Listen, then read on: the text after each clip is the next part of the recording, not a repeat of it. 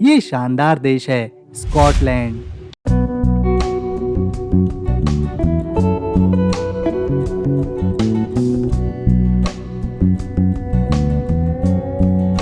आज की वीडियो में हम जानेंगे स्कॉटलैंड के इतिहास, महलों को, लोगों के जीवन को, खान पान को और कुछ अद्भुत फैक्ट्स को भी।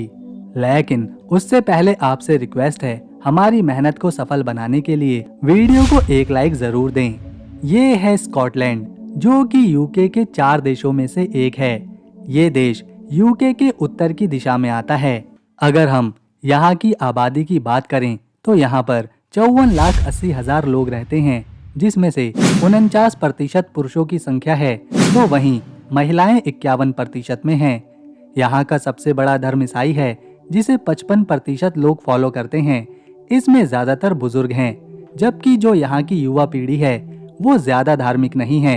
इसीलिए 43% लोग ऐसे हैं जो नास्तिक हैं, 1.5% में इस्लाम को मानने वाले हैं और 0.5% में हिंदू आते हैं। स्कॉटलैंड आज के समय में केवल 77,910 स्क्वायर किलोमीटर में फैला हुआ है, लेकिन एक समय में ये एक बड़ा साम्राज्य हुआ करता था, जिसके राजा यूरोप के कई हिस्सों पर शासन करते थे। स्कॉटलैंड के लोग ज्यादातर इंग्लिश बोलते हैं, लेकिन यहाँ की आधिकारिक भाषा इंग्लिश के साथ साथ स्कॉट्स और स्कॉटिश गैलिक भी है। यहाँ की महिलाओं को विश्व की सबसे सुंदर महिलाओं में से एक माना जाता है, जिनका स्वभाव काफी मजाकिया होता है, तभी तो इनसे दोस्ती करना भी आसान हो जाता है। ये है स्कॉटलैंड का सबसे बड़ा शहर ग्लासगो। ये शहर अपने अद्भुत आर्किटेक्ट, आर्ट और व्यापार के लिए जाना जाता है। यहाँ कई पुरानी इमारतें, बड़ी बड़ी लाइब्रेरीज और म्यूजियम की भरमार है।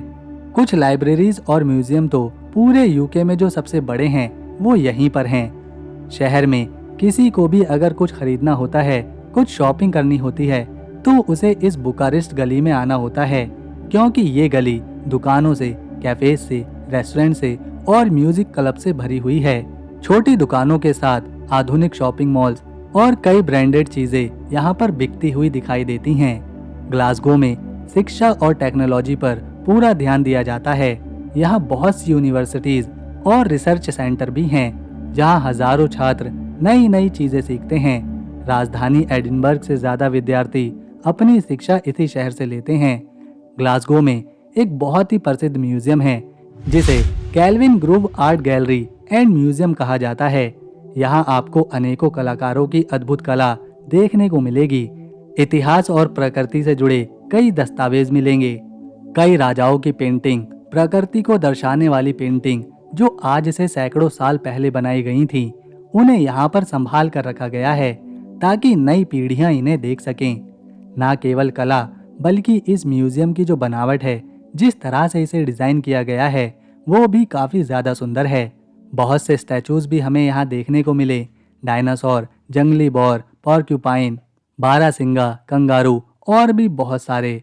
यहाँ इतनी सारी पेंटिंग्स और मूर्तियाँ हैं, अगर सभी को एक एक कर देखने बैठें तो कई दिन लग जाएंगे। यूनाइटेड किंगडम के सबसे बड़े और प्रसिद्ध आर्ट गैलरीज और म्यूजियम में ये जगह शामिल होती है। स्कॉटलैंड के लोग रहस्यमयी चीजों में काफी दिलचस्पी दिखाते हैं, इसीलिए तो यहाँ का नेशनल एनिमल भी एक यूनिकॉर्न है, जबकि इस तरह का जानवर हकीकत में होता ही नहीं। फिर भी इस जानवर को यहाँ राष्ट्रीय जानवर माना जाता है। दुनिया की सबसे मजबूत करेंसीज में से एक पाउंड स्टर्लिंग यहाँ पर पैसों के रूप में इस्तेमाल करी जाती है, और 1 पाउंड स्टर्लिंग हमारे देश भारत के 110 रुपए के बराबर है। स्कॉटलैंड के लोग नई चीजें इजाद करने के मामले में भी पीछे नहीं हैं। टीवी, जो आज के समय में दुनिया के हर घर में पहुंच चुका है, उसे बनाने वाले व्यक्ति स्कॉटलैंड से ही थे। ये है स्कॉटलैंड की राजधानी एडिनबर्ग।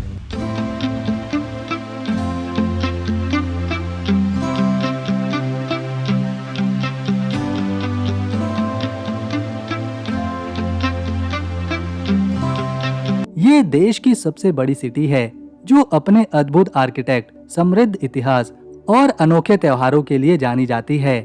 इस शहर को सिटी ऑफ फेस्टिवल भी कहा जाता है, क्योंकि यहाँ हर साल बहुत से विश्व प्रसिद्ध त्योहार मनाए जाते हैं, जैसे कि एडिनबर्ग फेस्टिवल फ्रिंज, ये दुनिया का सबसे बड़ा कला का त्योहार होता है, जिसे सड़कों पर, गलियों में बड़े बड़े स्टेज लगाकर मनाया जाता है। इसमें लाखों लोग शामिल होते हैं। गलियों के छुपे कलाकारों से लेकर मशहूर हस्तियां इस त्योहार की रौनक बढ़ाती हैं। ये त्योहार इतना बड़ा है कि 180 देशों के 2500 कलाकार इसमें परफॉर्मेंस देते हैं। 3500 शोज कराए जाते हैं। हर साल अगस्त के पहले हफ्ते से शुरू होकर आखिरी हफ्ते तक ये कला का त्योहार पूरे जश्न के साथ लोग मनाते हैं। संगीतकार से लेकर गायकार, चित्रकार, डांसर, जिम्निस्ट, शेफ, स्टोरी टेलर, जिसे जो कला आती है वो यहाँ दिखा सकता है।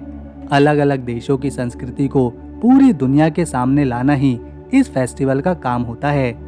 ऐसा ही एक और त्योहार है जिसे एडिनबर्ग इंटरनेशनल फेस्टिवल कहा जाता है। इसके अलावा किताब प्रेमियों के लिए एडिनबर्ग इंटरनेशनल बुक फेस्टिवल भी यहीं पर आयोजित किया जाता है।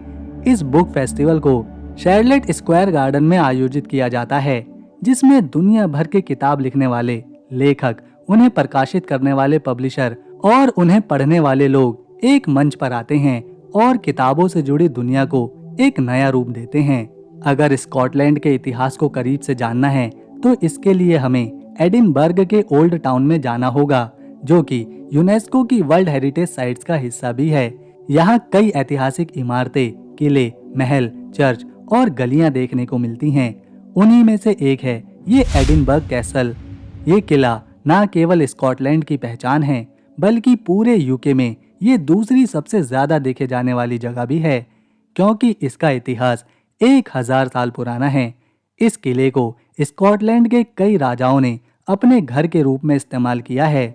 जब 12वीं शताब्दी में किंग्स डेविड फर्स्ट ने इस किले को अपना घर बनाया, तब इसे पूरी दुनिया में पहचान मिली, क्योंकि किंग डेविड इतिहास के महान राजाओं में से एक हैं, जिन्होंने स्कॉटलैंड में ईसाई धर्म को भी फैलाया।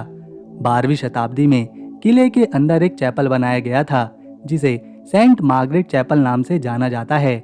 इस चैपल में आज भी प्रार्थना करी जाती है।